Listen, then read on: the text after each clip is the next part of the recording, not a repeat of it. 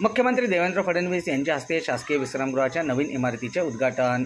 मुख्यमंत्री देवेंद्र फडणवीस यांच्या हस्ते अहिल्यानगर येथील शासकीय विश्रामगृहाच्या नवीन इमारतीचे उद्घाटन करण्यात आले। शासकीय विश्रामगृह सर्व सोयीसुविधांसह सज्ज ठेवावे असे निर्देश त्यांनी यावेळी दिले।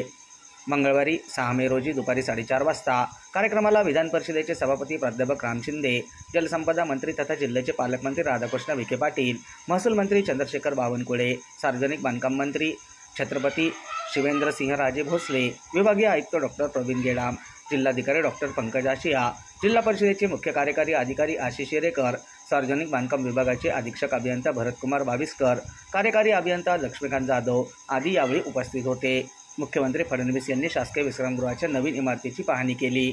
अहिल्यानगर शहरात ही एक देखणी वस्तू निर्माण झाली आहे। या ठिकाणचा परिसर स्वच्छ ठेवावा आणि इमारतीची देखभाल योग्य करावी अशा सूचना मुख्यमंत्री फडणवीस यांनी दिल्या।